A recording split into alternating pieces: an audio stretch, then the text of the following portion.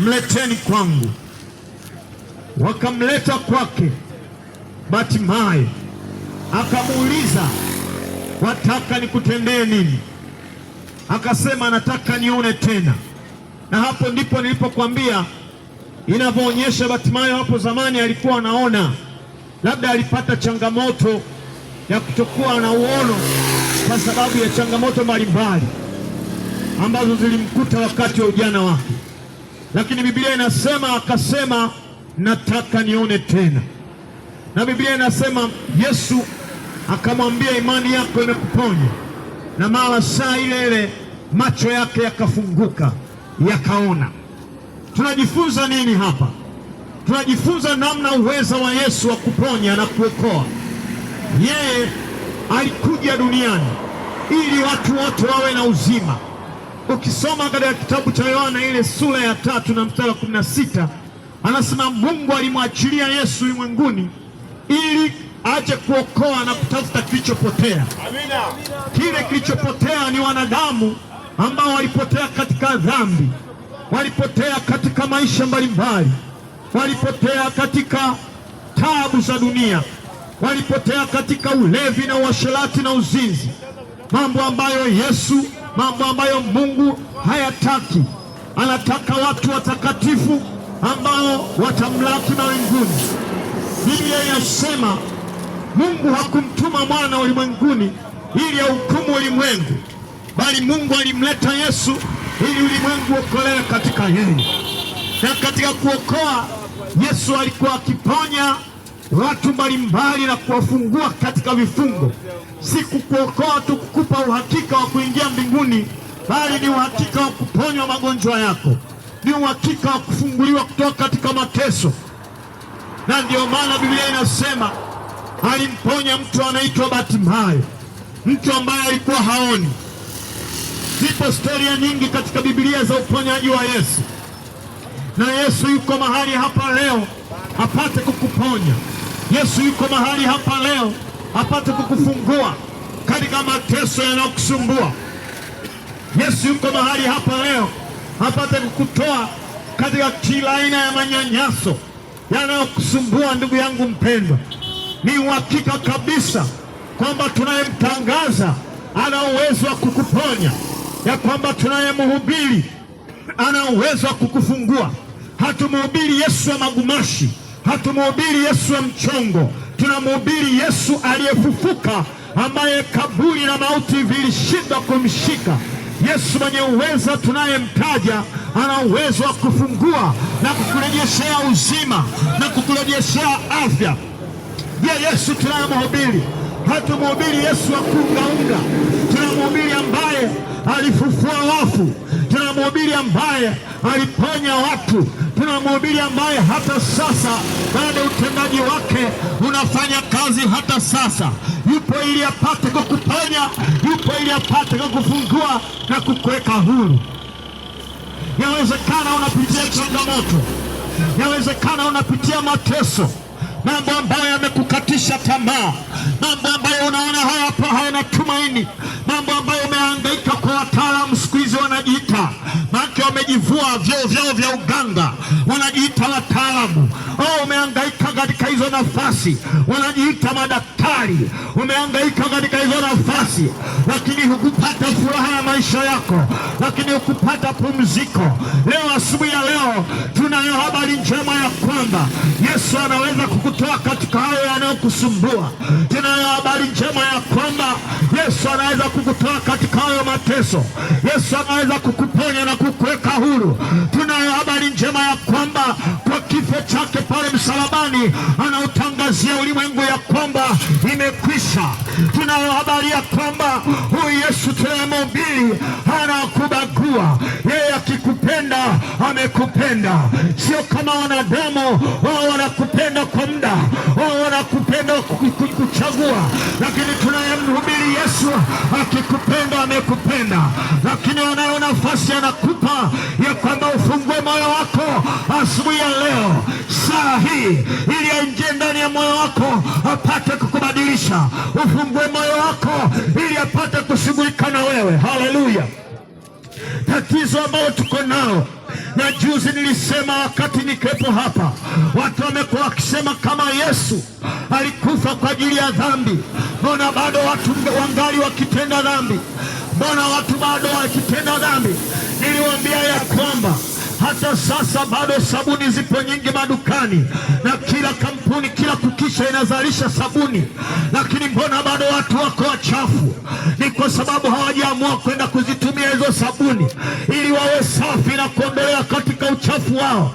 Na hata siku ya leo bado wewe hujaamua kutaka kuacha dhambi, na ambaye atakusaidia kutoka katika hizo dhambi ni Yesu peke yake, mwenye uwezo wa kusamehe. Kwa damu yake anakutakasa, kwa damu yake anakuweka huru na kukusafisha kabisa. Ni maamuzi yako siku ya leo kusema nakataa mateso haya, nakataa magonjwa haya, nakataa dhambi, na kumwamini Yesu moyoni ili akusafishe. Ndugu zangu wapendwa, kwa mazungumzo hayo machache umetuelewa na umetusikiliza vizuri. Ndugu yangu, nikwambie, nilizungumza juzi habari ya jamaa mmoja aliyekuwa tajiri sana, ambaye maisha yake aliishi kwa anasa, na ndugu mmoja aliyekuwa anaitwa Lazaro. Yeye aliyekuwa maskini sana, lakini aliishi katika maisha ya kumpendeza Mungu, na Biblia inasema wote walikufa wakaenda wote mbinguni, lakini yule mmoja alipitiza jehanamu kwa sababu ya matendo yake maovu, yule tajiri. Inaonyesha kwamba kila mtu ana nafasi ya kusimama mbele za Mungu mwenyewe, sio kwa kulazimishwa wala sio kwa kushawishiwa.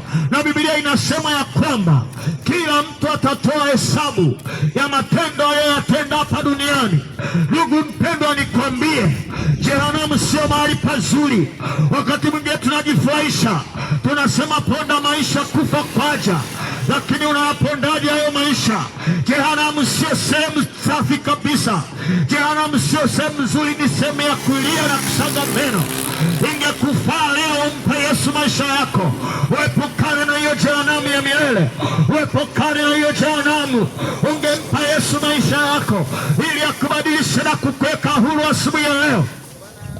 Ndugu yangu mpendwa, inawezekana umesikia na unaamua moyoni mwako, ningempenda huyu Yesu mnayemzungumza.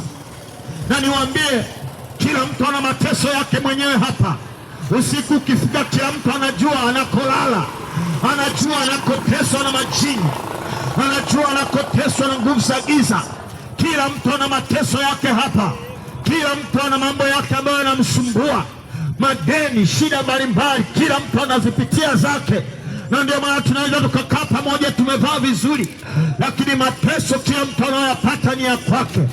Hivyo hata kumpa Yesu maisha ni wewe binafsi kuamua mwenyewe kwamba nimechoka na mateso haya, kwamba nimechoka na namna ambavyo naonewa na nguvu za giza, kwamba nimechoka na nakuhitaji wewe Yesu ubadilishe maisha yangu. Ni maamuzi yako binafsi, wala ushikiwi fimbo wala ulazimishwi, lakini kwa ajili ya faida yako. Na kama umenisikia, utasema nami maneno haya, utasema, Bwana Yesu, ninajua ya kwamba ulikufa kwa ajili ya dhambi zangu na ukaninunua kwa damu yako, nami nimetambua thamani wa damu yako Yesu. Ninaomba uingie moyoni mwangu, unisafishe uovu wangu, ufute jina langu kwenye kitabu cha hukumu, na uandike jina langu kwenye kitabu cha uzima. Ninamkataa shetani na kazi zake zote. Ninakukaribisha Bwana Yesu moyoni mwangu, uwe Bwana na Mwokozi wa maisha yangu. Amen. Kwa maneno hayo tu tayari Yesu ameshaingia moyoni mwako, kama uliyasema kwa kumaanisha. Nami nataka niombe na wewe. Bwana, asante kwa nafsi hii na mtu huyo ambaye amekukubali Yesu kama Bwana na Mwokozi wa maisha yako. Bwana, sikia, ameomba kwa kumaanisha. Bwana, usimwache. Bwana, usimpungukie. Bwana, usimwache. Katika jina la Yesu akulie wokovu. Amen. Ndugu yangu, kama umeamua na umesema nimeamua kumfuata Yesu, yapo makanisa hapa ya watu waliokoka jirani. Nenda kawaambie nimeokoka, kama ubiri waliokuwa na ubiri pale, au kama ungependa kututembelea sisi, tuko pale area A, Chemchemi za Uzima, karibu na hospitali ya Matovola. Tuko pale, Bwana ametupa kanisa zuri na kubwa. Karibu sana na Mungu akubariki. Lakini sasa ninapomaliza, nataka niombe na wewe. Yumkini una mateso, usiku haulali, mambo hayaendi, masela mmejitahidi kujichanga, lakini haziendi, hazitimii. Kila kukicha matatizo ni mengi. Tunajitahidi ili tupate kuzichanga, angalau tuwe na cheti. Kila kukicha adui analeta vita. Ukitaka kuzichanga, mara magonjwa yanakuja. Ukitaka kuzichanga, mara kunatokea hiki. Hiyo ni nguvu za giza, hiyo ni chuma ulete. Shetani anajua ukifanikiwa wewe utatoboa, anajua maisha yako, anajua bidii yako. Unakesha usiku kucha ili upate kupata, lakini shetani anajua huyu nikimruhusu atatoboa, atabadilisha familia yake. Kwa hiyo anakuzuia. Amini pamoja na mimi ninapoomba, hata kama sio wa upande wangu, lakini tunapomwita Mungu aliye hai, wewe muamini tu. Mtu anapoumwa anahangaika kutafuta dawa zote, anakunywa miti shamba, kila dawa anakunywa, lakini sisi tunakwambia habari za Yesu ambaye huponya bure.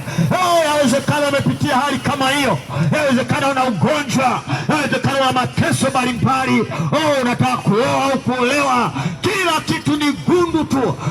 Tumemleta Yesu akukusaidia, tumemleta Yesu akukuponya. Amini pamoja nami ninapoomba. Nakumbuka na mimi kuna wakati mmoja nilikuwa na chombo changu cha biashara. Kila nikitaka kutoka asubuhi nakuta bajaji imekufa, kila nikitaka kutoka mara kitu fulani kimekufa. Nikasema hii ni nini? Mateso yalizidi, na madeni yakazidi, lakini nilipoamua kumwamini Yesu akanibadilisha. Nami nataka nikuletee huyo Yesu ambaye ana uponyaji na uzima, ambaye anafungua watu. Nitaomba pamoja nawe, wewe amini tumaoni mwako kwamba Yesu atakufungua. Baba, katika jina la Yesu tunakuamini wewe ambaye ni mponyaji, tunakuamini wewe unayefungua watu. Bwana, kila mateso yanayofunga watu asubuhi ya leo, kila tunaulete na roho zote za uchawi na roho zote za ushirikina zilizofunga maisha ya watu, zinawapelekesha usiku na mchana, zinatesa maisha yao, katika jina la Yesu tunaziamuru kuachia maisha yao, tunaziamuru kuachia familia zao, tunaziamuru kwa jina la Yesu kuachia uchumi wao, uchumi wa vijana wanaojipanga, wanaopambana ili watoke. Unashikiliwa na nguvu za giza, unashikiliwa na magonjwa, unashikiliwa na mateso.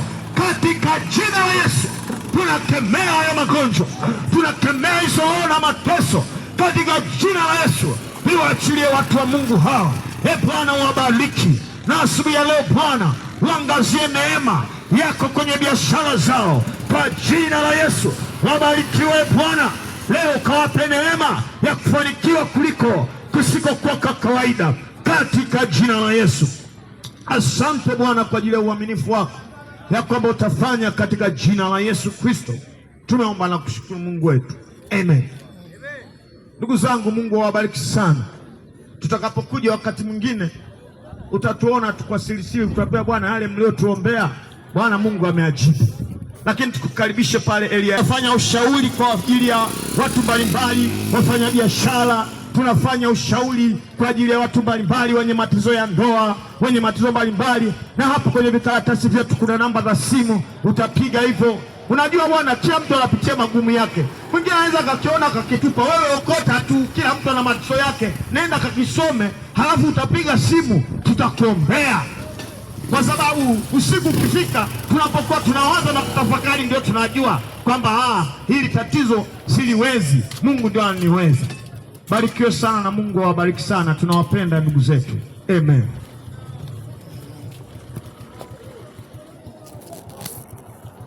Because you can play